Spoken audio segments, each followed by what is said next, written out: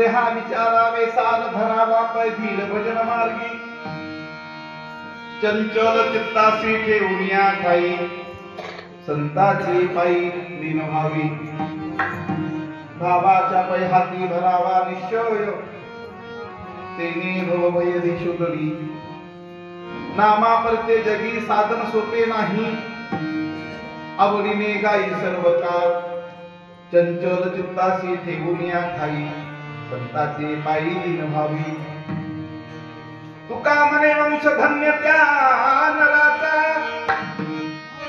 तुका म्हणे वंश धन्य त्या नराचा ऐसा निश्चयाचा मेल झाला चंचल चित्तासी ठेवून या ठाई संताचे पायी लीन व्हावी पांडुरंगा करू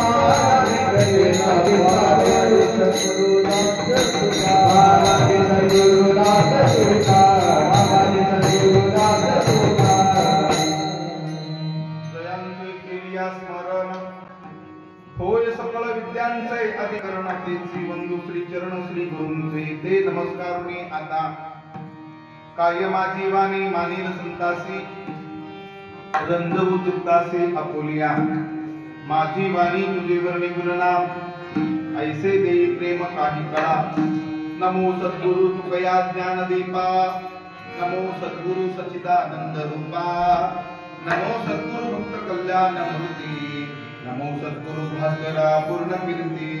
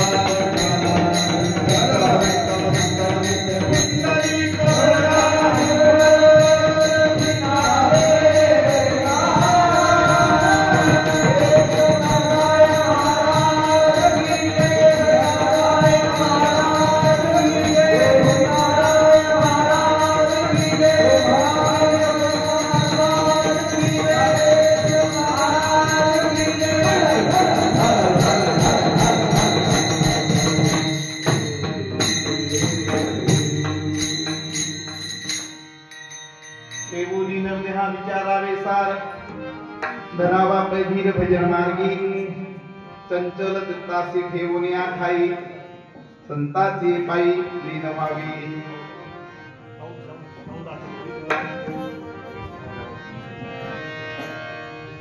प्रस्तुत प्राप्त प्रसंगी मौजे पुण्य पावन भूमी श्री क्षेत्र पांढरी या पावन भूमीमध्ये दरबारामध्ये वैकुंठवासी परमपूज्य परमश्रद्धे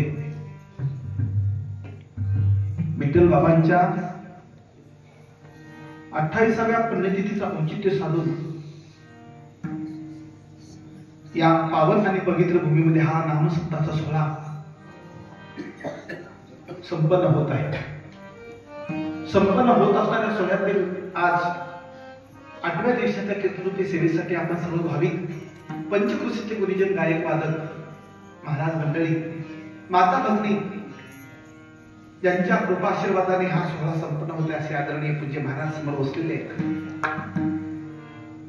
पारमार्थिक जीवन जगताना ज्यांचा आदर्श आम्ही डोळ्यासमोर ठेवतो असे आनंद महाराज यांच्या कृपा आशीर्वाद आणि मार्गदर्शनाखाली हा सोहळा संपन्न होत असताना आज कीर्तनोत्सव सेवेसाठी निवडलेला अभंग सकल कंठभूषण पंचवेदी निर्माते अनंत कृपा मूर्ती विश्वतारक विश्वोद्धारक भगवत पूज्यपाद जगद्गुरु तुकोबारायांच्या गाथ्यातील 5 चरणाचा अभंग प्राप्त प्रसंगी सेवेसाठी घेतला.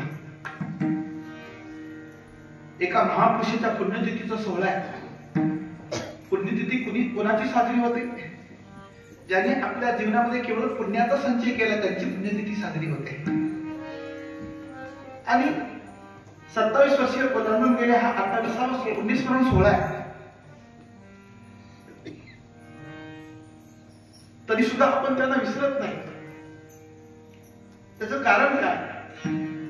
एका मोठ्या वक्त्याच्या मुखातलं वाक्य आहे, जे रक्त केवळ रक्तासाठी विचार करते, जे रक्त फक्त रक्ताचा आणि रक्ताचाच विचार करते, ते रक्त त्या रक्ताला विसरल्याशिवाय राहत नाही. पण जे रक्त रक्ताचा न विचार करता समाजाच्या कल्याणाचा विचार करते, समाज त्या रक्ताला विसरायला तयार नाही. असं ज्यांनी आपलं जीवन समाजाच्या उद्धारासाठी, कल्याणासाठी समर्पित केलं, अशा एका महापुरुषाचा पुण्यस्मरणाचा सोहळा आणि त्या अनुषंगाने जगद्गुरु तुकोबारायांच्या गाथ्यातील 5 चरणाचा अभंग सेवेसाठी घेतला. महाराज या अभंगाच्या द्वारा जगतातल्या मनुष्य जीवनाला यथार्थपणाने उपदेश करतात. कारण संतांनी केलेला उपदेश ग्रहण करण्याची शक्ती फक्त आणि फक्त मनुष्य जन्माला भगवंताने दिली. त्यांनी केलेला उपदेश मनुष्याने मानावा का? मानावा का नाही? मानावाच. त्याचं कारण आहे, जगतात हित करणारे 2 वर्ग आहेत. कोणते कोणते? एक भगवंत आणि दुसरे संत. जगात तिसरा वर्ग जीवाचं कल्याण करणारा नाही. 2च वर्ग जीवाचे कल्याण करणारे आहेत. हे तू रहित जग जग उपकारी, तुम तुम्हारे सेवक असुरारी. हे तू रहित जग जग उपकारी, तुम तुम्हारे सेवक असुरारी. स्वार्थ मीत सकल जग माही, सब में हो प्रभु पद मानत नाही. जय सिया राम, जय जय सिया राम, जय सिया राम, जय जय सिया राम. हेतु रहित जग जग उपकारी, हेतु रहित जीवाचं कल्याण करणारे 2 वर्ग आहेत. एक भगवंत, दुसरे संत. आणि म्हणून त्यांनी बोललेलं वचन सत्य मानून या संतांच्या वचना, जारे नारायणा शरण तुम्ही. संतांच्या वचनाला सत्य मानून तुम्ही नारायणाला शरण जा, कारण त्याच जीवाचं परम कल्याण आहे असा मोलाचा उपदेश संत महात्मे करतात. कारण संतांनी केला उपदेश ग्रहण करण्याची शक्ती भगवंताने फक्त माणसाला दिली. भगवंताने सृष्टीत अनंत योनी निर्माण केल्या, परंतु सगळ्या योनीमध्ये मनुष्य जीवनाचा महिमा विशेष गायला. मनुष्य जीवनाचा महिमा गायला तो मनुष्य देहाच्या आकृतीतून गायला नाही. ऐका, मनुष्य देहाचा महिमा मनुष्य देहाच्या आकृतीतून गायला असता तर राजा जनकाच्या दरबारात अष्टवक्र मुनीचा सन्मान झाला नसता. अष्टवक्र मुनीचा सन्मान अष्टवक्र मुनीच्या देहावरून झाला नाही, तर त्यांच्या विवेक शक्तीवरून झाला. म्हणून मनुष्य जीवनाचा महिमा विवेक शक्तीवरून गायला जातो.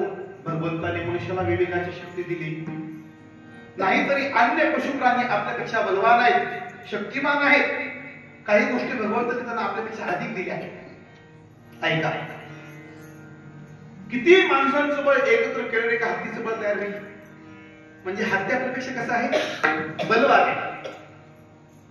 दुसरी गोष्ट, अंधारात दिवशी पशुपाणी फिरतात, कोणत्या प्रकाशाचं सहाय्याने फिरतात, म्हणजे भगवंताने त्यांना दृष्टीशक्ती आपल्यापेक्षा अधिक दिली.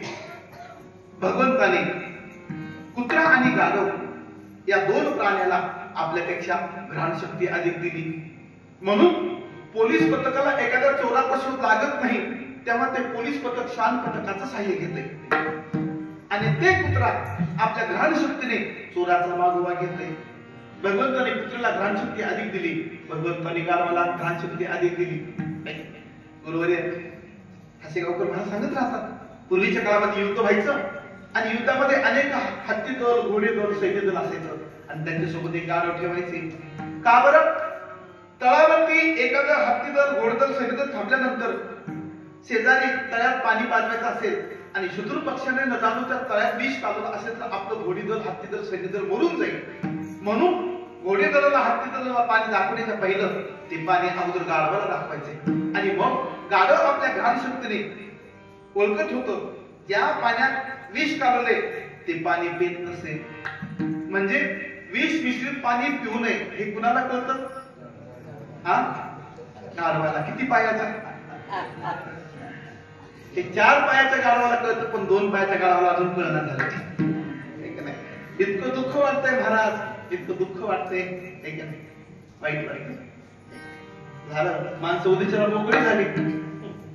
बरेच माणसं श्रावण महिन्यापुरतं काय होतात, माणसं होतात, आणि श्रावण महिना संपला की इतकं वाईट वाटतं की आणखीन काय खावं हे जर कळत नसेल तर परमार्थ कधी कळावा. विठ्ठल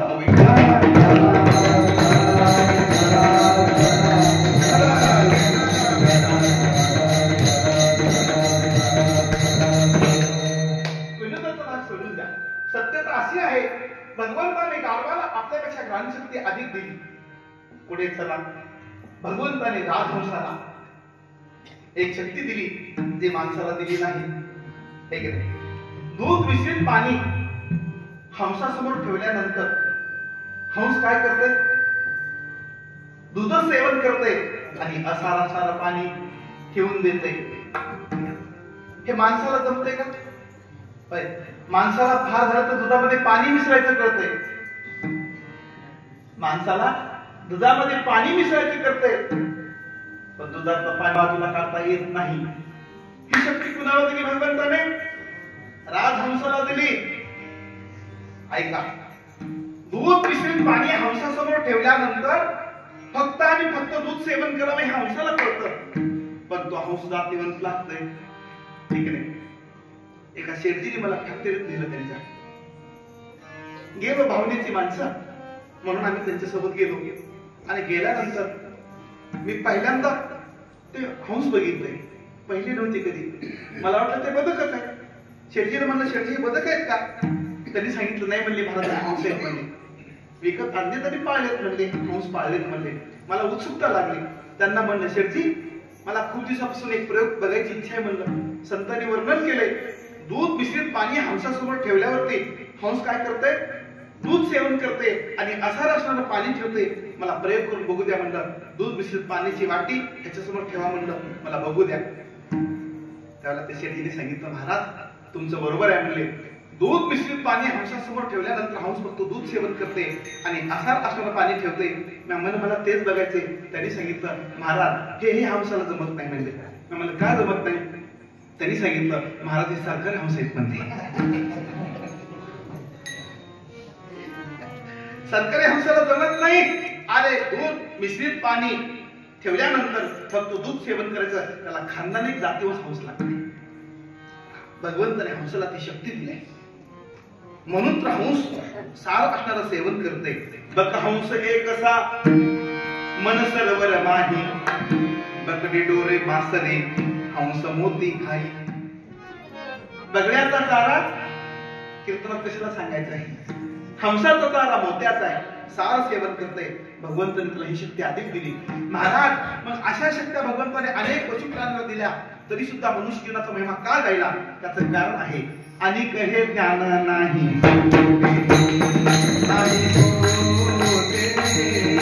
अनिक हे ज्ञान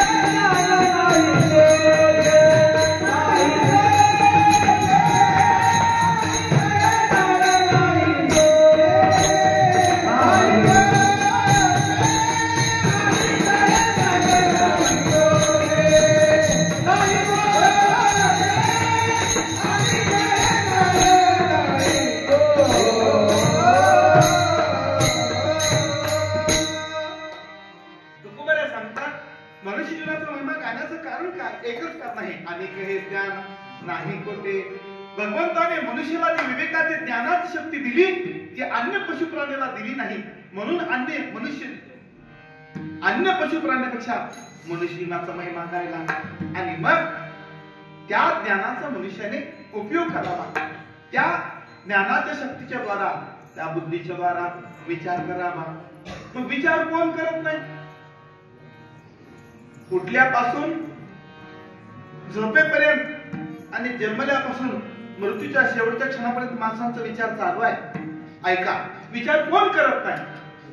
पण मनुष्य जीवनामध्ये विचार जो व्हायला पाहिजे तो विचार होत नाही. विचार करीता वाया जाय वेळ, लटिके मूळ पजिते. विचार करण्यामध्ये आयुष्य निघून चाललंय, पण जीवनात आल्यानंतर जो विचार व्हायला पाहिजे तो विचार होत नाही. त्याचं दुःख संत हृदयाला वाटते. का बरं वाटावं? ते कारण आहे, संत हृदय हे माईचं हृदय आहे. आपल्या बाळाचं हित व्हावं हा जसा माईच्या हृदयाचा भाव आहे, तसं जगाचं कल्याण व्हावं हा संत हृदयाचा भाव आहे. आणि म्हणून बाळाचं हित व्हावं म्हणून ती माय कधी कधी मारते, कधी कधी प्रेमाने बोलते, कधी कधी रागाने बोलते, आणि सांगून सुद्धा ऐकत नाही तेव्हा काय करते? मारते. का बरं मारते? त्याचं कारण आहे, हानी मारी प्रीती हिताचा, हानी मारी प्रीती हिताचा,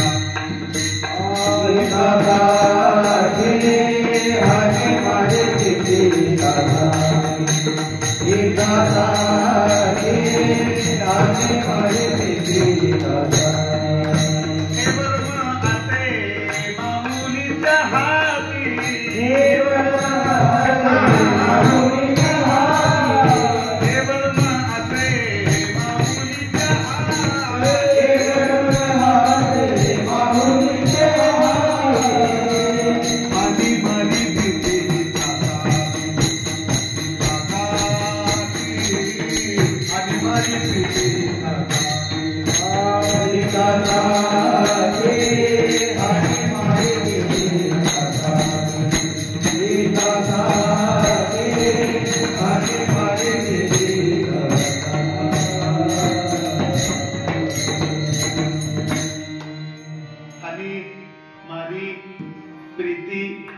कशासाठी? हितासाठी. माय बाळाला गोड बोलते, प्रेमाने बोलते, रागाने बोलते, मारते. सगळ्या क्रियाच्या मागे माईच्या हृदयात फक्त त्या बाळाची हित व्हावं हा भाव आहे. तसं संत महात्मे रागवतात. कशासाठी रागवतात? त्याचं हित व्हावं म्हणून. काय झालं? गीता प्रेसचे संस्थापक अध्यक्ष आदरणीय शेटजी केदार गोयंका भगवत साक्षात्कारी महापुरुष होते. त्यांनी आपली संपत्ती आरोपाची, करोडोची नाही, आरोपाची संपत्ती गीता प्रेसला लावली. आणि अल्प दरामध्ये ते वाङ्मय समाजापर्यंत कसं पोहोचेल हाच हृदयात ध्यास होता. म्हणून आज अल्प दरामध्ये आपण गीता प्रेसचे वाङ्मय आपल्याला मिळू शकते. हे शेटजीचे उपकार आहे. आरोपाची संपत्ती गीता प्रेसला अर्पण केली. इतकं दानशूर आणि औदार्य संपन्न व्यक्तिमत्व. एके दिवशी ते बाजारात गेले आणि त्यांना फळं घ्यायची होते. द्राक्षाचे दिवस होते. त्यांनी ती फळं घेतले, पण फळं घेताना त्या व्यापाऱ्याने थोडं काटा मारला. आता एक 10-20 वर्षामध्ये इलेक्ट्रॉनिक काटे निघाले, पण पहिले इलेक्ट्रॉनिक काटे नव्हते. असं ते तराजू होते. आणि मग ते हुशार व्यापारी असं करायचे, ते काटा मारायचे. आणि योगाने हे त्याने काटा मारताना शेटजीने बघितलं आणि शेटजी रागावले. शेटजीच्या ओळखीचा एक व्यक्ती त्यांच्या जवळ आला आणि त्यांनी शेटजीला विचारायला सुरुवात केली, शेटजी, एवढं तुमचं ऐश्वर्य संपन्न जीवन आहे, आरोग्याची संपत्ती आहे, नुसती संपत्ती आहे नाही, तुम्ही ती गीता प्रेसला दान केली. एकदा दुष्काळ पडला होता आणि शेटजीने अन्नदानाचं खुलं क्षेत्र खोललं होतं धान्याचं. अनेक लोकांनी यावाने धान्य घेऊन जावं.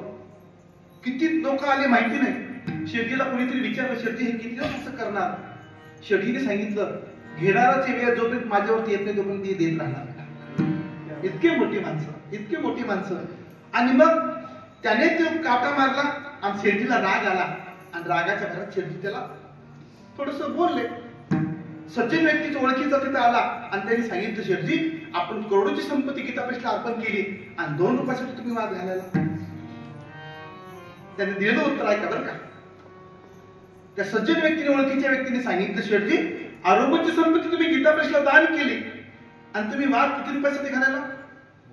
फार झालं तर 2 रुपयासाठी. शेठजीने उत्तर दिलं, अरे मी वाद घालतो ती 2 रुपयासाठी नाही. ऐका, संत हृदय किती व्यापक असते, किती दयाळू असते, किती हिताचं असते. शेठजीने सांगितलं, मी जी वाद घालतोय ती 2 रुपयासाठी घालत नाही. मी जो वाद घालतो ना तो नरकाकडे चालला हे मला दिसायला म्हणून वाद घालतोय. वाद का घालतोय? माझं 2 रुपये नुकसान झालं म्हणून मी घालत नाही, पण तो स्वार्थ बुद्धीने पाप कर्म करतोय, नरकाकडे चाललाय, त्याचं दुःख मला वाटायले म्हणून मी वाद घालतोय.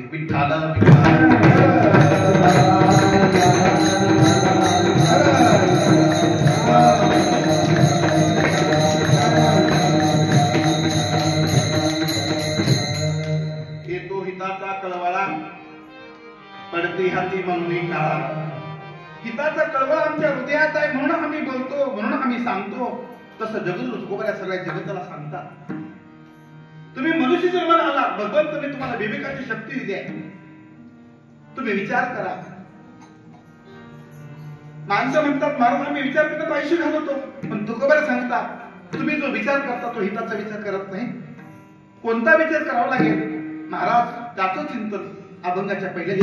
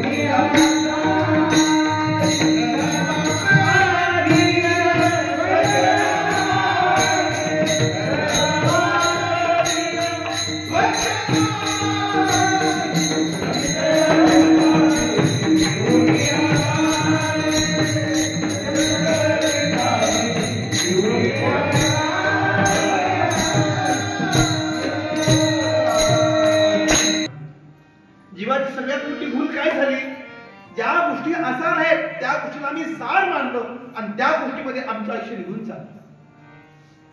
जन्मात आल्यानंतर मनुष्याने 6 गोष्टीचा विचार करावा.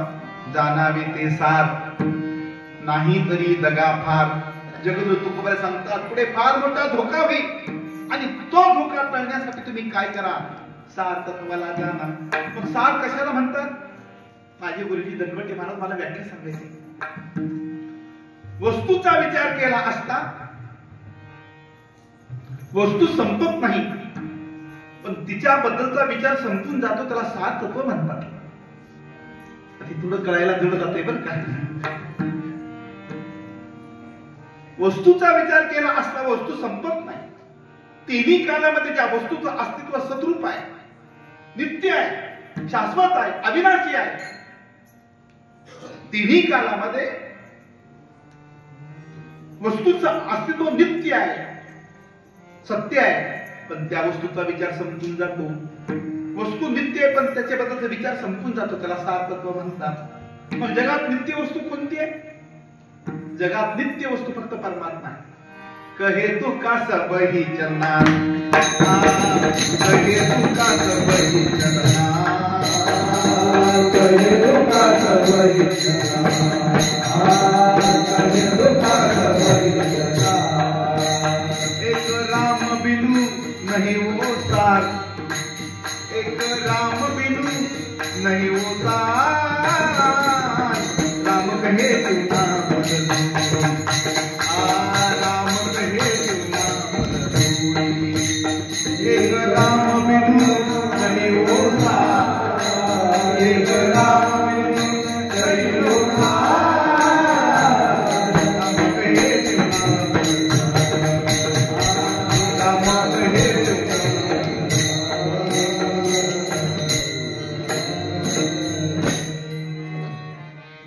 हिंदुस्थानी प्रकरणातला अजून नाही तुकोबारायचा.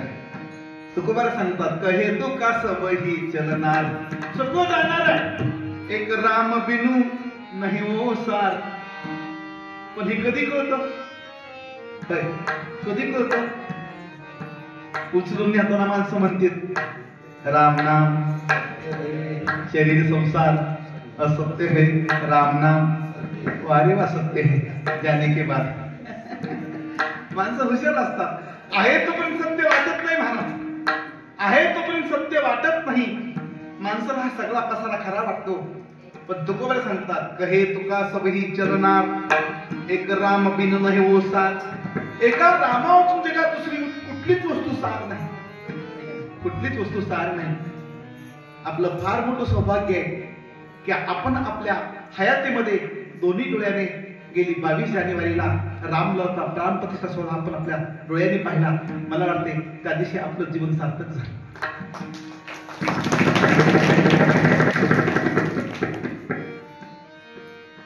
रामकथा मर्मज्ञ आदरणीय मोरारजी बापूंना एका पत्रकाराने प्रश्न केला महाराज, बापूजी तुम्ही कथेमध्ये सांगता सिया राममय सब जग जानी, तुमचा राम कुठं आहे? कणाकणात आहे, सगळ्या जगात आहे. सिया राममय सब जग जानी हा सिद्धांत सांगता तुम्ही. मग सगळ्या ठिकाणी राम आहे तर अयोध्येत राम मंदिर कशासाठी? त्यांनी प्रश्न केला. त्याला लय गोड उत्तर दिले बापूंनी. मोरारजी बापू म्हणतात बरोबर आहे तुमचं म्हणणं. सिया राममय सब जग जानी, माझा राम कणाकणात आहे, व्यापक आहे. असा कोणता क्षण नाही ज्या क्षणात माझा राम नाही, असा कोणता कण नाही ज्या कणात माझा राम नाही. सूर्य प्रकाश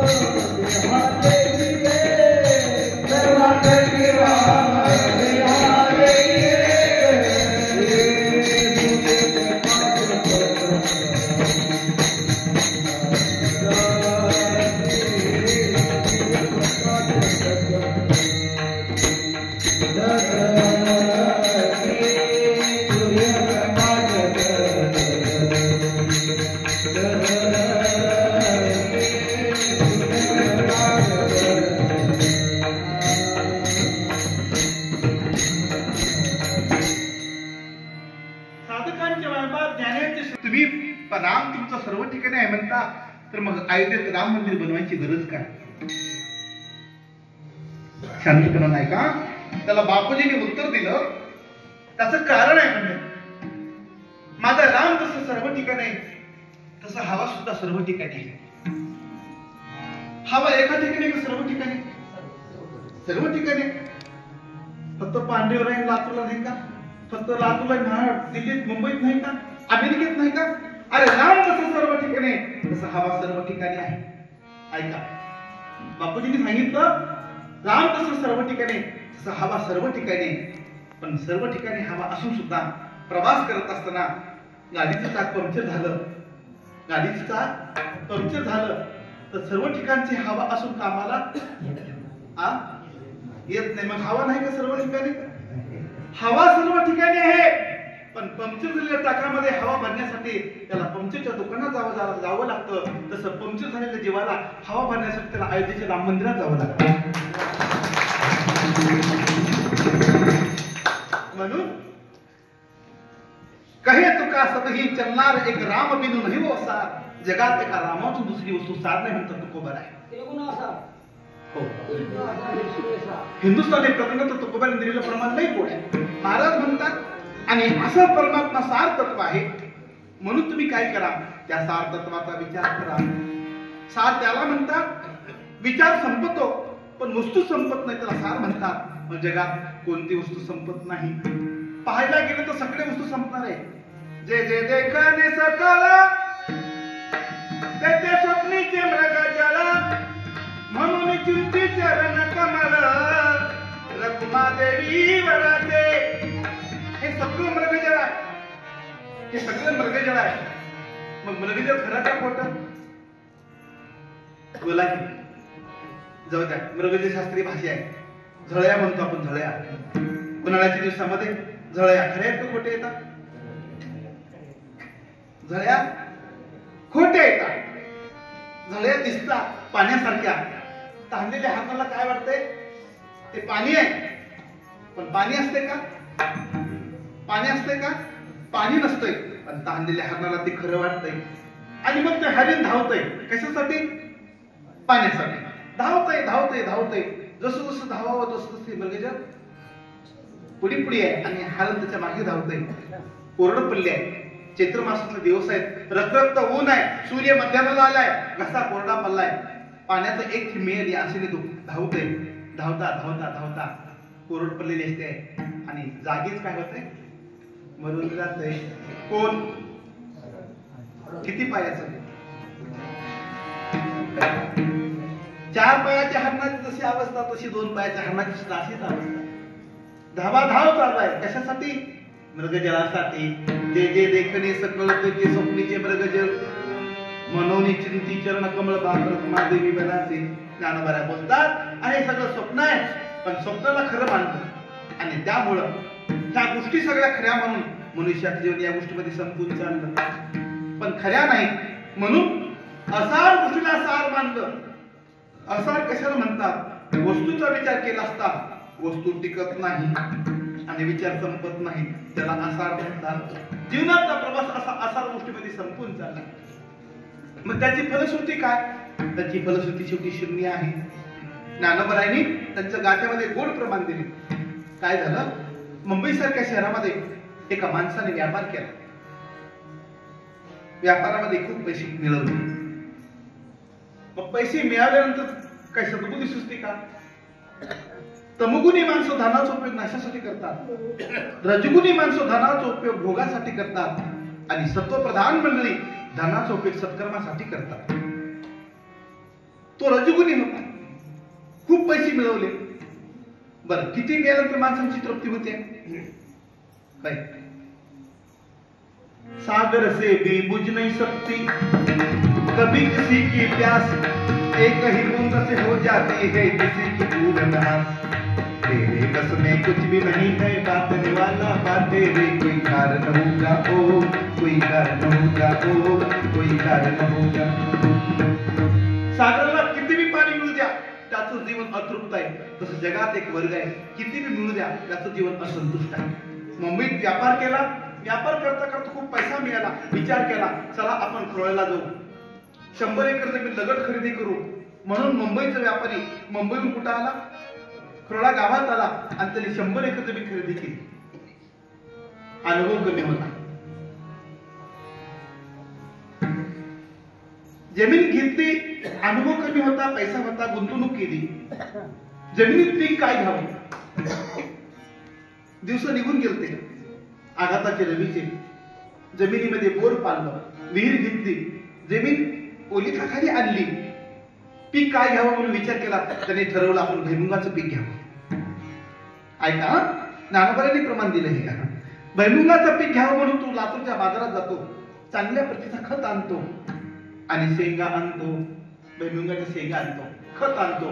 जमीन भिजवली, आणलेल्या शेंगा आणल्या, शेंगा फोडल्या, फोडलेल्या शेंगदाण्यातले शेंगदाणे उकेजवळती टाकले आणि त्यांनी त्या ओल्या झालेल्या जमिनीमध्ये होलपट पेरलं. त्याला एकरी 50 पोत्याचा उतार आला. सांगा की किती पोत्याचा उतार आला असेल? ज्ञानोबांनी प्रमाण दिले. 84 लक्ष यवनी रमोनी सायासी नरदेह ऐसे भांडवल पावलासी जतन करी रे गावाला न भजे या संसारा बीज सांडोनी असाला वाया झुंबतोसी.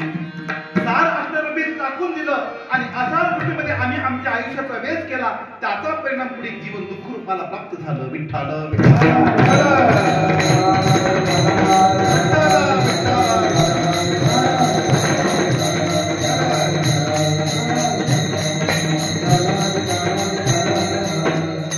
म्हणून जगद्गुरु तुकोबारे सांगतात, तुम्ही विचार करा कोणता एवोनी नरदे हा विचारावे.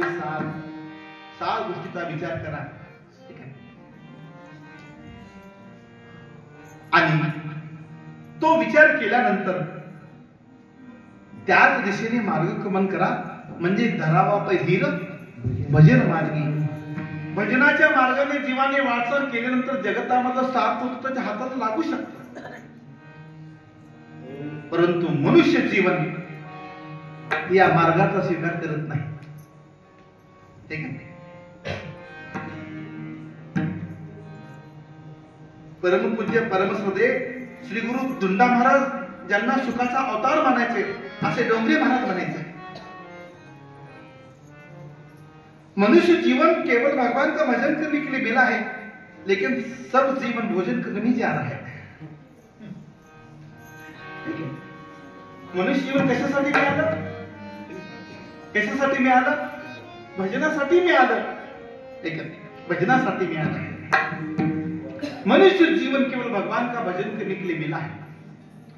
स्वामी रामसुंदर जी महाराज म्हणायचे, अगर मनुष्य जन्म मिलकर भगवान का भजन नहीं करते उसको मनुष्य नहीं कहना, उसको मलमूत्र बनाने की मशीन कहना. त्याला काय म्हणायचं? मशीन म्हणायची. कशाची? सोयाबीनची का? नाही, त्याला मलमूत्र बनवण्याची मशीन म्हणायचं. जीवनाचा त्या धिक्कार आहे. ज्या जीवनात भजनाची साधना घडत नाही, काय थोरपण जाळावे.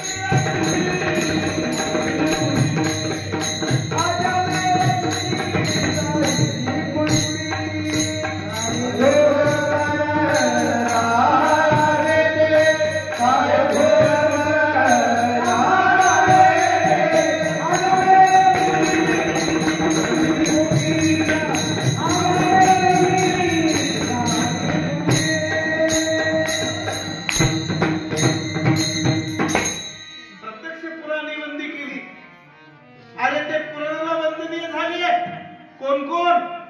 अजयमेळा, दिनी, तारिणी, कुंतिनी ही मंडळी प्रत्यक्ष पूर्णाला वंदनीय झाली. का झाली? तो का म्हणे येते भजन प्रमाण.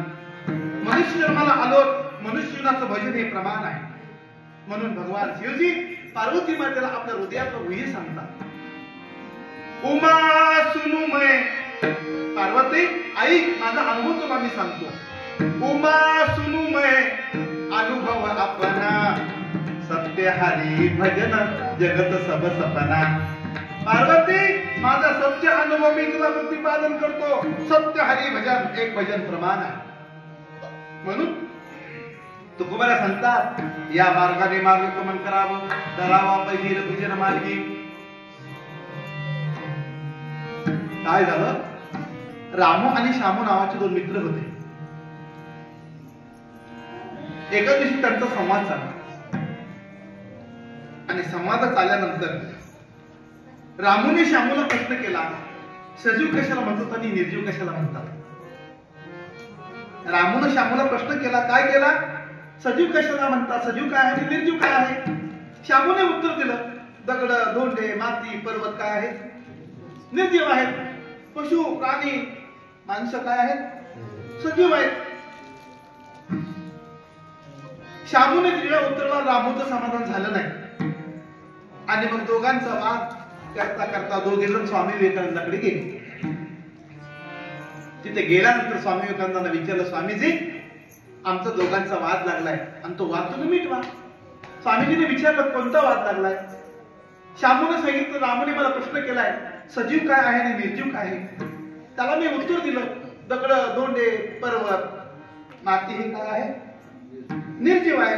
पशु, प्राणी, पक्षी काय आहेत? सजीव आहेत. पण या उत्तराने त्याचं समाधान झालं नाही. आता तुम्ही सांगा, सजीव कशाला म्हणतात आणि निर्जीव कशाला म्हणतात? त्याला स्वामी विवेकानंदांनी उत्तर गोड दिले. ऐका, स्वामी विवेकानंद म्हणतात, रामूच्या प्रश्नाला श्यामूने उत्तर दिलं.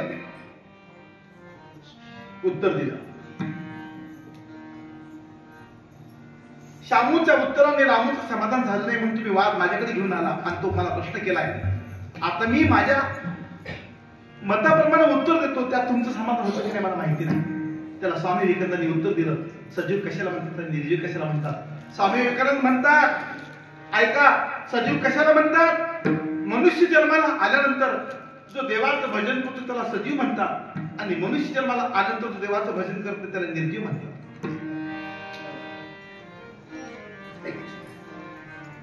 नाहीतरी काय म्हणावं त्याला? मातेची आखोळी दगड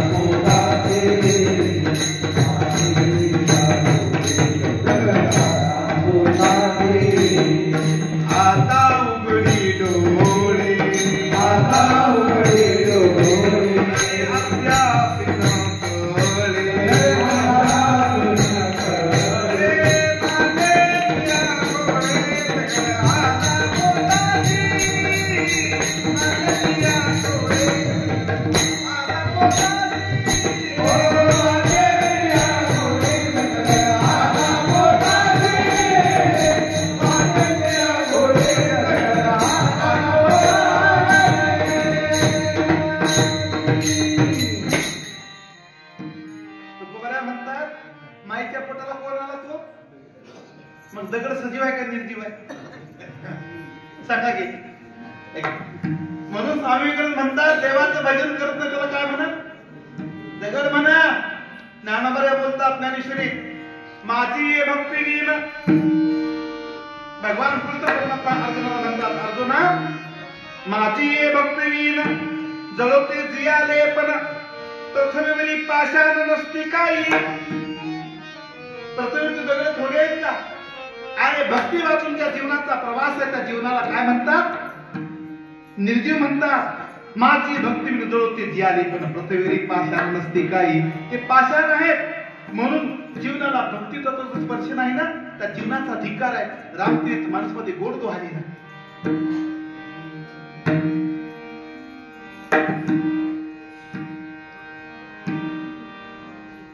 जाती पाती कुल धर्म बड़ाई धन बल परिजन गुण चतुराई जाति पाति कुल धर्म बढ़ाई धन बल परिजन गुण चतुराई हरि भक्ति नर सोही कैसा बिनु जल बारित देख ही जैसा जय सिया राम जय सिया राम जय सिया राम जय सिया राम जय सिया राम जय सिया राम जय सिया राम गोड दोहे दुसरं सर्व म्हणतात बघा एखाद्या शेतकऱ्याने जमिनीची पूर्व मशागत करावी मृगाचं आगमन व्हावं बाजारात दर्जेदार बियाणं आणावं आणि पेरणी जोमाने करावी पेरणी किती जोमाने करावी तुकोबराचे शिकवण आहे खानदानी शेतकऱ्याने पेरणी करताना किती घाई करावी मडे झाकून या करीती पेरणी कुंत्या जीवानी लवलाभो दया परिकरी स्वहित आपुले दयासी भावले नरदेहाला आलेला जन हो जसं खानदानी शेतकरी पेरणी करण्यासाठी दक्ष असते तसं तुम्ही तुमच्या हितासाठी दक्ष असा नरदेहाला आला पेरणी जोमाने केली पीक डोलायला लागलं फवारणी केली मशागत केली खुरपणी केली पीक वाढायला लागलं आणि पावसाने वर दिली असं होतंय का नाही यावर्षी झालं नाही पण असं होतंय बऱ्याच वेळेला पावसाने वर दिली मग पीक सुकायला लागतंय बळीराजाचं लक्ष कुणाकडे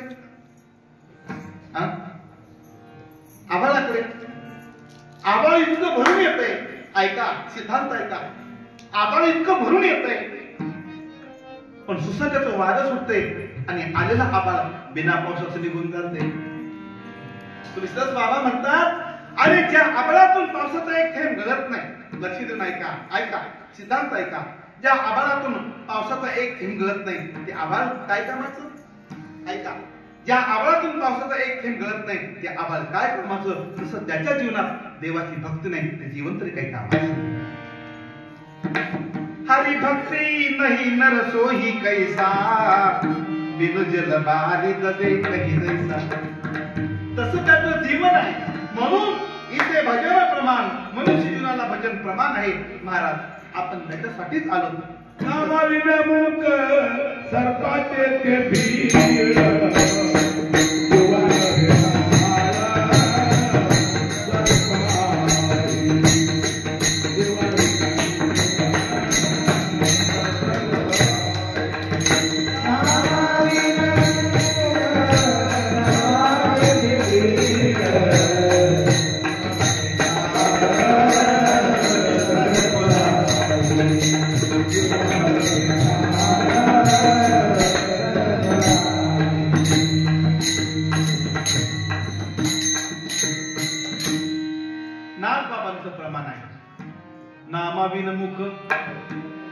सर्पाचे ते बीळ जीवनाला त्या धिक्कार आहे हो ज्या कामासाठी आपण इथं आलो ज्या उद्देशासाठी भगवंताने आपल्याला मनुष्य जन्म दिला मनुष्याने तो उद्देश साध्य करावा ते ध्येय साध्य करावं पण इथं आल्यानंतर ते साध्य राहून जात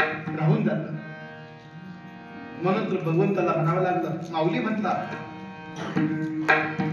पाहेता शरीराची या गावा जया लागी आले पांडवा तो कार्यार्थ आगवा सांडोनिया शैरूपी गावाला आल्यानंतर जे कार्य सिद्धीला जायला पाहिजे होतं ते राहून गेलं आणि नकोच्या कामात जीवन संपून गेलं असंच होतं महाराज बघता बघता बघता जीवनाचा सूर्य अस्तमानाला कधी जातो माणसाला पत्ता लागत नाही ठीक आहे कळतं का आयुष्य कसं गेलं ते आत्मपरीक्षण करा ना किती वर्ष झाले 40 50 60 झाले ना 48 वर्ष झाले मला कसे दिवस गेले उगवला दिवस जाईल क्षणात विचार नाही ते वेगी करा तुका म्हणे स्मरा वेगी टोपाची नजरा मानसी तुझे काही अरे उगवलेला दिवस क्षणासारखा भरकर निघून चाललाय तुम्ही मात्र बेफिकीर आहे निश्चिंत आहे असं करू नका श्वासोश्वास पे नाम जपो खाली श्वास न जाने इस श्वास का कब रुकावट हो जाए काय सांगतात आयुष्याचा श्वास अंतिम कधी येईल सांगता येत नाही म्हणून खूप सावधानतेने आयुष्याचा वेध करायचा आहे आणि आयुष्याचा काळ प्रभू चिंतनात घालून जीवन सफल करायचे म्हणून तुम्ही काय करा या मार्गाने मार्गक्रमण करा धरावा पैधीर भजन मार्गे पण माणसं या मार्गाने आपल्या जीवनात करून टाकत नाही कोणीतरी एका सज्जनाने एका महात्म्याला विचारलं होतं, महाराज माझ्या जीवनात मला मुक्कामाचं गाव भेटेल का? प्रश्न किती गोड केलाय. माझ्या जीवनात मला मुक्कामाचं गाव भेटेल का? त्या महात्म्याने उत्तर दिलं, नक्कीच भेटेल, पण जीवनाचं पाऊल योग्य मार्गाने टाका. पाऊल जर चुकीच्या मार्गाने पडलं तर काय होईल? जायचं होतं पूर्वेला आणि निघाला पश्चिमेला. पूर्वेचं गाव कधी भेटेल? भेटतच नाही. सोडतात कसं आहे? भेटतंय का? नाही भेटत. दिशा चुकली आहे. म्हणून कबीरदास महाराज बोलतात, उलटी तेरी रीत मनवा, उलटी तेरी रीत मनवा, उलटी तेरी रीत मनवा, उलटी तेरी रीत मनवा. नश्वर सब संसार है, नश्वर सब संसार है, क्यों करता है प्रीत, क्यों करता है प्रीत. उल्टी तेरी रीत मनवा, उल्टी तेरी रीत मनवा, उल्टी तेरी रीत मनवा, उल्टी तेरी रीत. शाबास. जीवनाचा प्रवास उलट्या मार्गाने झाल्यामुळे जीवनाचं साध्य प्राप्त होत नाही. म्हणून तुकोबाला तुम्हाला आग्रहाने सांगता, रामा कधी भजन मार्गे, याच मार्गाने जीवनाचं मार्गक्रमण करा. ऐका, आता भजन कशाला म्हणतात? एक 2-3 महापुरुषांची मी व्याख्या सांगतो आणि सेवा ते घेतो. भजन कशाला म्हणतात?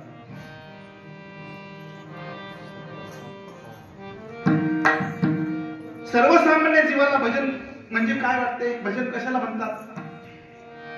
संतांचे अभंग टाळ मृदंगाच्या तालावरती गाणं, त्याला आपण काय म्हणतो? भजन म्हणतो. बिलकुल हे भजन आहेच, याला नाकारता येत नाही, पण भजन एवढ्या स्वरूपापुरतं मानता येत नाही.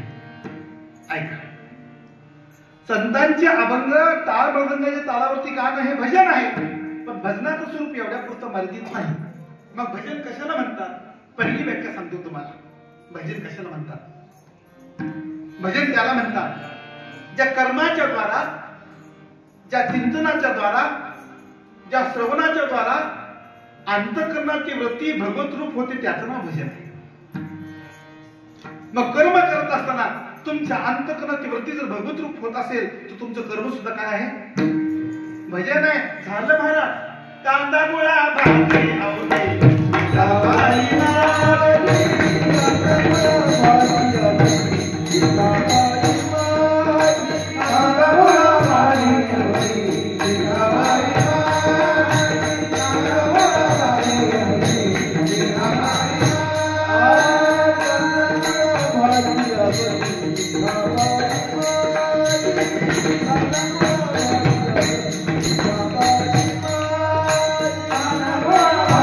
तेरी दासी है और नियत अगर साफ हो तो तेरी गर्मी मुतराकाशी है. म्हणून असं कर्म करा. ऐक नाही, परवा आम्ही अयोध्येला गेलो, आमची कथावरती काम करता आणि जाताना काशीवर गेलो. आम्ही घाटावरती एक वाक्य लिहिलेलं मला खूप भावलं. एका साधूचं वाक्य त्यांनी घाटावरती कोरून लिहिले. तिथं असं लिहिलं, जन्म लेना भाग्य की बात है, जन्म लेना भाग्य की बात है, मृत्यु आना समय की बात है. पुढचं वाक्य आहे का? जन्म लेना भाग्य की बात है, मृत्यु आना समय की बात है, लेकिन मृत्यु के बाद लोगों के दिल में याद रहना अपने कर्मों की बात है. गेल्यानंतर सुद्धा 28 वर्षाचा उत्सव, ज्यांची दुसरी व्याख्या सांगतो. 24 घंटे भगवान का अनुसंधान रखना भगवान का भजन है. किती आपलं स्मरण किती वेळा होत असते? सकाळी स्नान केलं तर हरिपाठ म्हणत असताना, हरिपाठ म्हणता म्हणता हरिपाठ कधी संपून जातो त्याचा पत्ता लागत नाही. पुन्हा देवाची भेट कधी होते? दुसऱ्या दिवशी स्नान झाल्यावर पुन्हा हरिपाठाला भेट होते. महाराज म्हणतात हे भजनाचं स्वरूप नाही. 24 घंटे भगवान का अनुसंधान रखना भगवान का भजन है. श्रद्धेय स्वामी रामचंद्र जी महाराज म्हणायचे, कोई साधक 23 घंटे 59 मिनिट साधना करेगा. दिवस आणि रात्र म्हणून किती तास? 24 तास. एखादा साधक 23 घंटे 59 मिनिट साधना करत असेल, कोई साधक 23 घंटे 59 मिनिट साधना करेगा और 1 मिनट नहीं करेगा, वो साधक नहीं हो सकता. कुठं लावू आपलं प्रमाण? आपलं मोजमाप कुठं लावावं? लागत नाही महाराज. आपण एकच विनंती करू, ज्या व्याकुळतेने महापुरुष इतक्या तळमळीनं जीवन जगले साधनेच्या बाबतीमध्ये, त्यांचा आदर्श डोळ्यासमोर ठेवून कणभर त्या दिशेने वाटचाल करण्याचा प्रयत्न करू.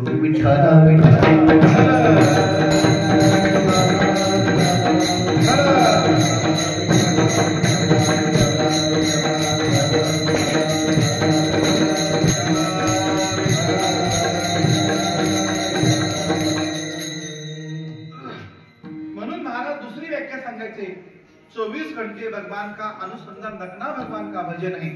आणि तिसरी व्याख्या सांगतो भजनाची, जैसा प्यासी जल की बिना रह नहीं सकता. तहानलेला माणूस पाण्या वाचून जगू शकत नाही. जैसा बच्चा माँ की बिना रह नहीं सकता. एखाद्या लहानशा आईच्या दुधावरती निर्भर असणाऱ्या बालकाला यात्रेमध्ये आईनं घेऊन जावं आणि यात्रेच्या गर्दीमध्ये बाळाची माहिती ताताकीत व्हावी. कुणीतरी दैव अंतकरणाच्या व्यक्तीने त्या बाळाला आपल्या अंगावरती घ्यावं आणि त्याला समजूत काढण्यासाठी त्याच्या हातामध्ये खाऊ द्यावा. खातो का ते? त्याच्या हातामध्ये खेळणी द्यावी, त्याच्या हातामध्ये बाहुली द्यावी. घेते का ते? का बरं? हृदयात भूक कशाची आहे? माईची आहे. माईची आहे. चुकलिया माया,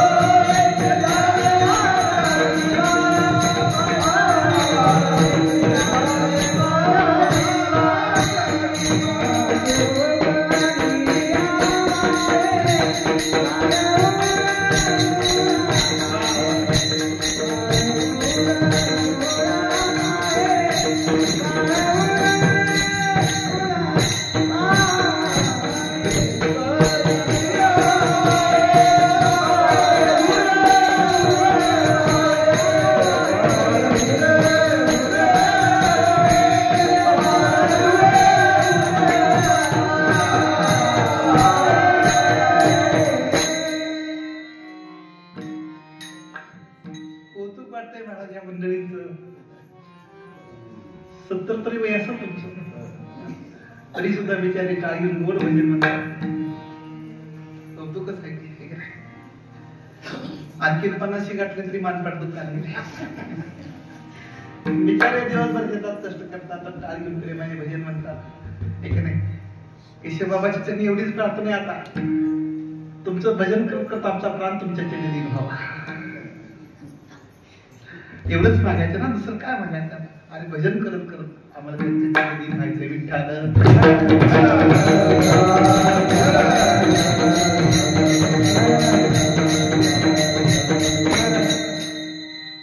चुकली या माय बाळ हुरहुरु पाहे. बाळाची माहिती प्रकट झाल्यानंतर ते बाळ जसं आपल्या माईसाठी हुरहुर करते, तैसे झाले माझ्या जीवा केव्हा भेटसी हृदयात ही आग लागली आहे. ठीक आहे, देवाच्या भक्त साधकाच्या हृदयात अशी आग लागावं लागते, तळमळ लागावं लागते. चिन चिन व्याकुल होत हिया, चिन चिन व्याकुल होत हिया. मीराबाईचं भजन आहे. मीराबाई म्हणतात सखीला, हे सखी काय सांगू, दिन नाही भूक, दिवसा भूक लागत नाही, दिन नाही निद्रा, रात्री झोप येत नाही. चिन चिन व्याकुल होत हिया, चिंतावन मोरी तुळशी लागी पिया. माझा जीव कासावीस व्हायलाय, कासावीस व्हायलाय. प्राण हा विकार होय कासावीस, जीवना विना मत्स्य तया परी. पाण्याच्या बाजूला मासा खाली तर माशाची जशी तगमग होते का, तशी हृदयाची तगमग व्हावी लागते आहे. केव्हा भेटसी केशवा, आणि ही तगमग म्हणजे देवाचं भजन आहे.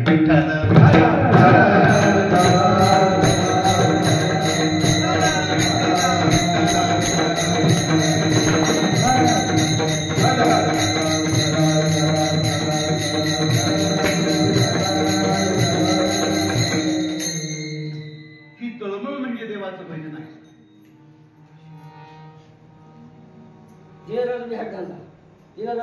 हो हो, गोविंदाची सवारी. छान छान छान. दिवस रात्र हेच भजन, देवाच्या भजनाची व्याख्या आहे. म्हणून तुम्ही मनुष्य जन्माला आलात, हृदयात आता एकच आशा आहे. जसा प्यासी पाण्यासाठी भुकेला आहे, जसं बाळ माईसाठी भुकेला आहे, जसं पतिव्रता स्त्री आपल्या पतीसाठी उत्कंठित आहे, तसं हृदयाची तळमळ देवासाठी व्यापक व्हावी लागते. आणि मग ही अवस्था म्हणणं देवाचं भजन आहे. तुकोबा सांगतात, धरावा पैतील भजन मार्गे, याच मार्गाने जीवनाचं मार्गक्रम व्हावं, आहे का नाही.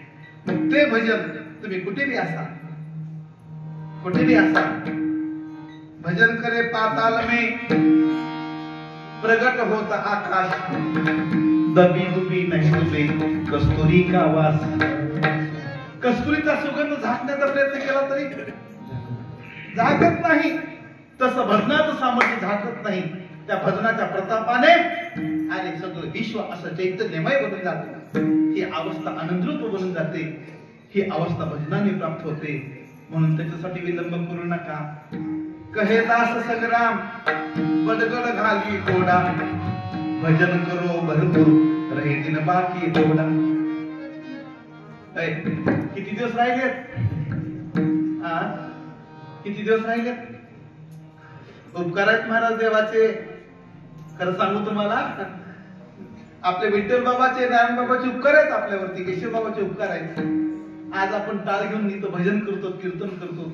असता कोरोनाची महामारी आली, त्या महामारी चांगली चांगली माणसं निघून गेले. वाईट वाटायचं, निखो ताळमेचं जीवन होतं त्या व्यक्तींचं, पण असे माणसं सुद्धा कोरोनाच्या महामारीत निघून गेले.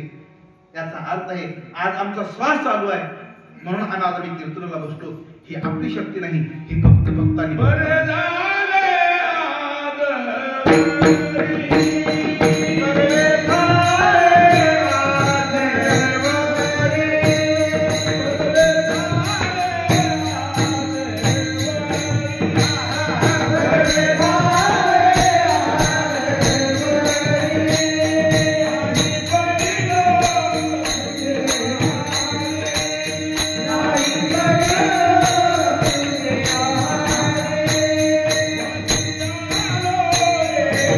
Oh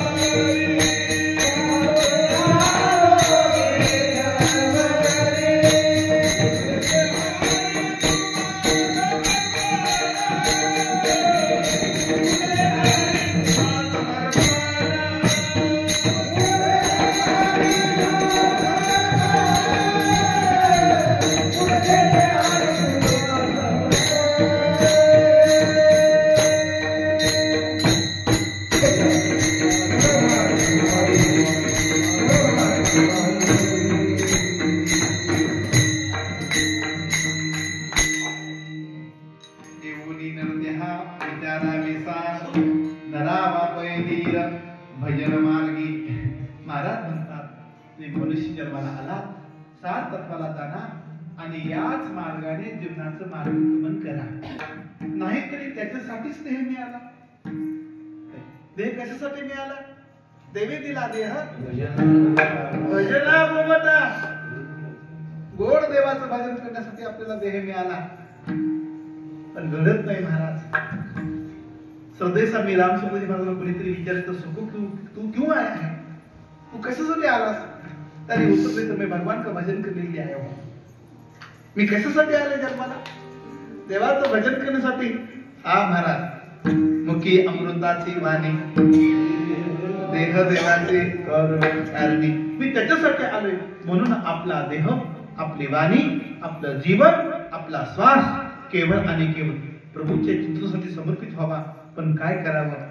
जीवनात हा मार्ग सापडत नाही. का सापडत नाही? तर चित्त या गोष्टीला स्वीकारत नाही. का बरं स्वीकारत नाही? चित्ताची चंचलता. मग तुम्ही काय करा? अशा चंचल चित्ताला संतांच्या पायी करा. चंचल चित्तासी ठेवोनी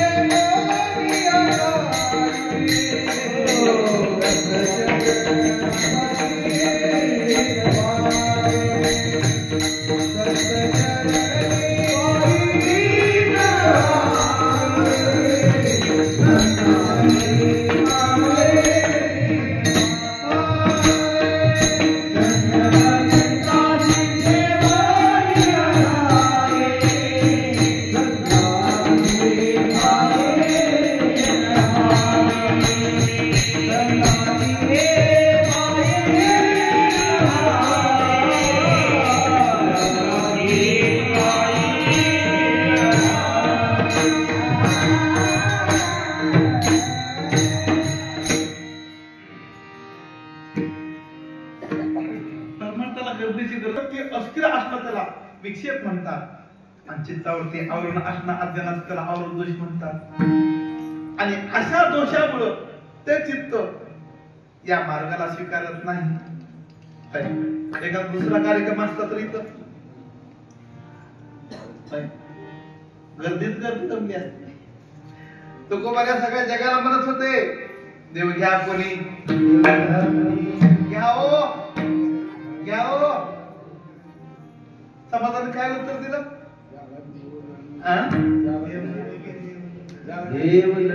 देवाला घ्या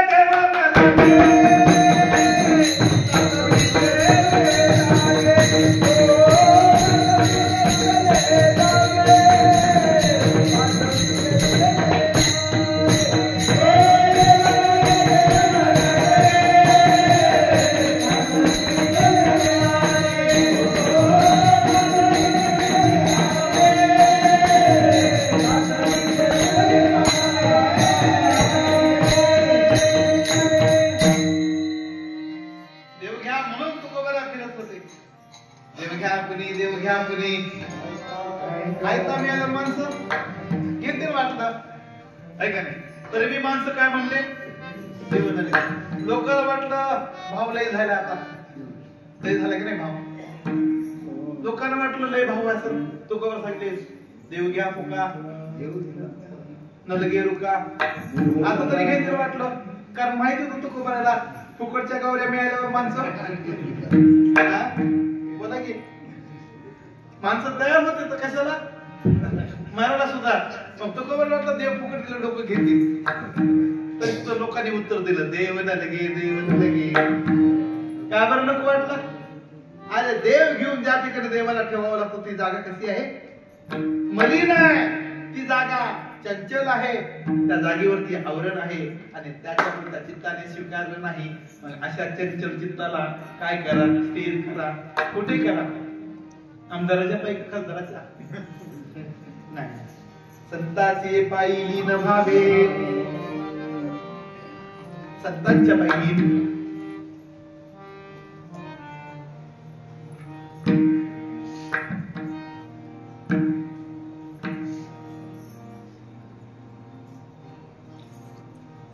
डोंगरे महाराजांची भागवत कथा होती पंढरपूरला, आणि त्या कथेला तेव्हा भारताचे गृहमंत्री आले होते. आता देशाचा गृहमंत्री म्हणजे लावाजमा सगळा फाटा फौज पट्टा सगळं तसंच असणार ना, गाडी घोड्या सगळे तसे वैभवात आले. कथा चालू होती. डोंगरे महाराजांची खासियत होते, ते बघत असताना कधीच असं दुसऱ्याच्या तोंडाकडे बघत नव्हते. त्यांनी बघितलं तर कथा सांगताना सुद्धा बाल कन्हैया त्यांच्या समोर असायचा आणि ते त्या बालरूपाला बघायचे, नाही तर नाकाच्या आतल्या भागाकडे बघत राहायचे. बघत नव्हते असं त्यांनी दुसऱ्याकडे. आणि मग लोकांना वाटलं गृहमंत्री आलेत, मग त्यांची स्तुती करतील. अलीकडल्या काळामध्ये व्यासपीठावरती किती वक्ते अशी स्तुती करतात. करत जाऊन महाराज स्तुती आहे का नाही? पतिव्रता स्त्री आपल्या पतीच्या नावावर असून दुसऱ्याच्या नावाचा स्वीकार करत नाही, तसं भक्तांनी सुद्धा भगवंताला संत नसून दुसऱ्याच्या नावाचा स्वीकार करायचा नसते. काय पतिव्रताने अनेकाची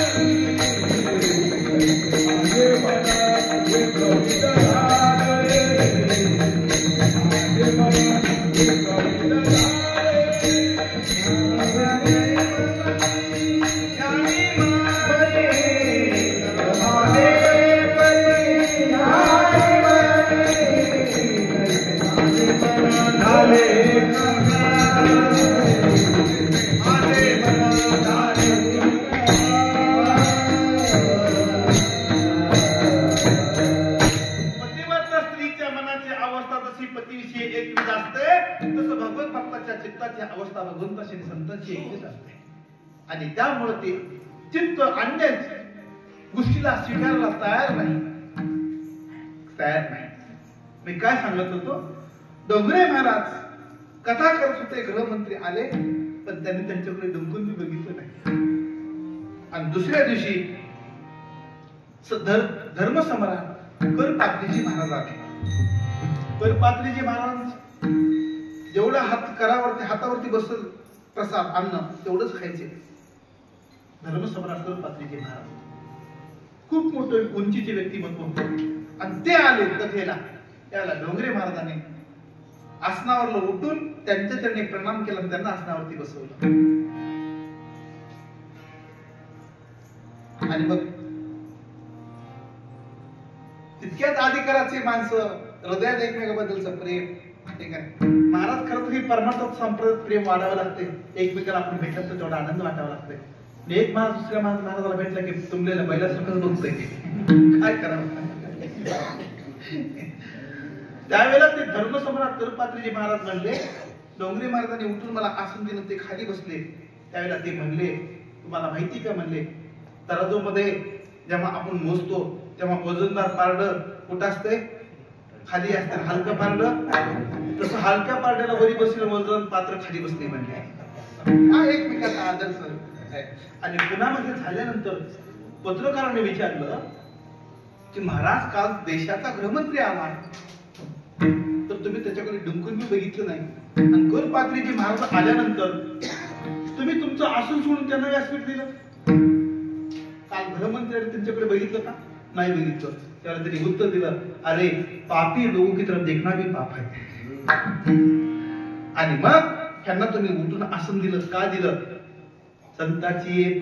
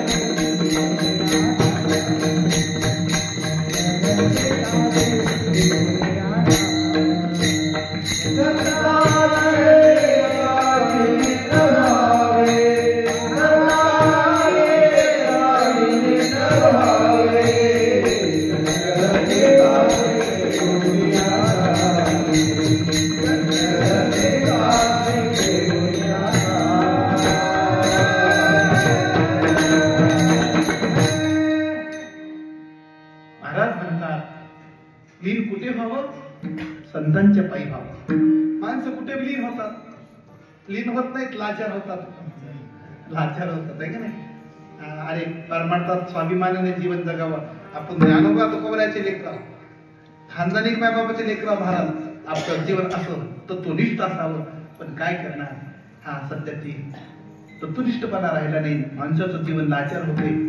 वैकुंठाचे पूज्य विठ्ठल बाबा बोले म्हणायचे, अरे हा माता पवित्र आहे. शरीराच्या सर्व अवयवामध्ये माता पवित्र अवयव आहे. ही जीव पवित्र आहे. म्हणून त्या मातेला कुणाच्या बी पायी लावत जाऊ नका. त्याच्या पायाची घाण आपल्या मातेला लागत म्हणायचे. म्हणून ती माता तुम्ही कुठे लावा? फक्त आणि फक्त ज्ञानोबांच्या संजीवन समाधीला लावा. ज्या संजीवन समाधीला नामदेव महाराजांनी माता लावला, त्या संजीवन समाधीला शांतीब्रह्म एकनाथ बाबांनी माथा लावला, त्या संजीवन समाधीला जगद्गुरु तुकोबारायांनी माथा लावला, त्या संजीवन समाधीला निळोबारायांनी माथा लावला, त्या संजीवन समाधीला अनेक साधू संतांनी माथा लावला. त्या संजीवन समाधीला आपला माथा लागला तर आपला उद्धार झाल्याशिवाय राहणार नाही. म्हणून तुम्ही काय करा? संतांच्या पायी लीन व्हा. माणसाला लीन व्हायची सवय नाही. नको तिथे लीन होत नाही. आहे का नाही? संतांना ही मान, पुढचं प्रमाण बोलत नाही आपण. जिथं लीन हवं तिथे लीन होत नाही. नको तिथे लीन होता. आणि लीन होण्यासारखं जीवनामध्ये नम्रता नसते. एक मुद्दा सांगतो, सेवा संपवतो. दोन गोष्टी नेहमी ताट असतात आणि दोन गोष्टी नेहमी लीन असतात. बघा कोणत्या कोणत्या दोन गोष्टी ताट असतात? कोणत्या कोणत्या? वाळलेलं लाकूड कसं असतंय? लाट न म्हणा की आपलं त्याला आपण बेल न म्हणतो, ते कसं असतंय? ताट असते. आणि मूर्ख मनुष्य तसंच असते, वाळलेल्या लाकडासारखा. हे दोन माणसं नेहमी ताट असतात आणि दोन माणसं लीन असतात. गोष्टी लीन असतात. कोणत्या कोणत्या? फळाच्या दिवसात ठीक आहे, आपण सगळे शेतकरी कुटुंबातले माणसं तुरीचे पीक घ्यावं, त्याला भर यावा आणि शेंगाने लपडून जावं तुरीचं झाड. शेंगानं लपडलेलं तुरीचं झाड सरळ असते का वाकलेलं असते? फळाली आले मारे पिकाले खरे तई, पिकाले खरे तई,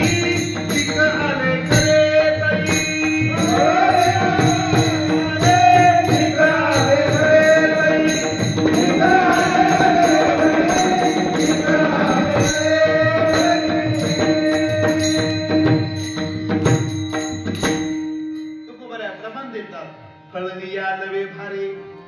फळ आलेलं झाड कसं असते? ज्ञानोबराय बोलतात का फळविया तरुची शाखा सहज भूमीशी पुत्रे देखा तैसे जीव मात्र आशका खालावती ते. सर्व ठिकाणी ती माणसं लीन असतात. फळ आलेलं झाड लीन असतं आणि ज्ञानी माणसं लीन असतात. तुम्ही म्हणतात ज्ञानी आहे पण ताट आहे, मग ती ज्ञानी नाही ती अज्ञानीच आहे. म्हणून आपलं जीवन कसं असावं? लीन असावं आणि ते कुठे बी नसावं. संतांचे पायी लीन व्हावे. संतांच्या पायी लीन असावं. आपलं जीवन असं ज्ञानोबा तुकोबाराच्या चरणी लीन असावं. म्हणून आपण त्यांचं भजन करू. ज्ञानेश्वर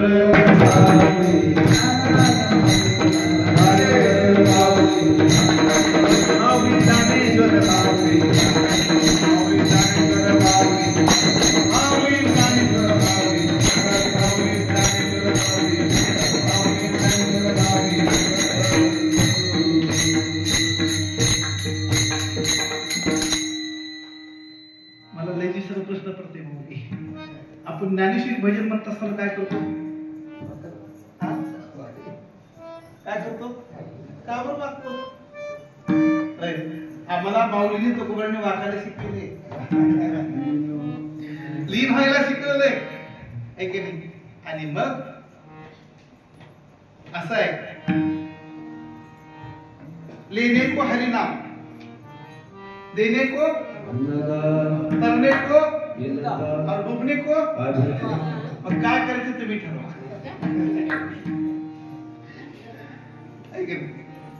जिसका कर्म उसके पास साधू तिथून उदास. तुम्हाला तरुण जायचंय ना, मग दिन असा कुठे असा संतांच्या पायी हे दीनता ज्ञानोबाराच्या तुकोबाराच्या कृपेने, सद्गुरु केशव बाबांच्या, विठ्ठल बाबांच्या कृपेने, सद्गुरु महाराजांच्या कृपेने आपल्या जीवनामध्ये यावी आणि आपल्याला आयुष्यभर अशीच त्यांची सेवा करावी अशी प्रार्थना करून या ठिकाणी सेवेला पूर्ण विराम देतो. तुझे देणे तुझ्या समर्पणी पायी घालो उत्तराई पांडुरंगा. सेवेमध्ये जमादारा कृपा करा सेवटी. तुकाराम तुकाराम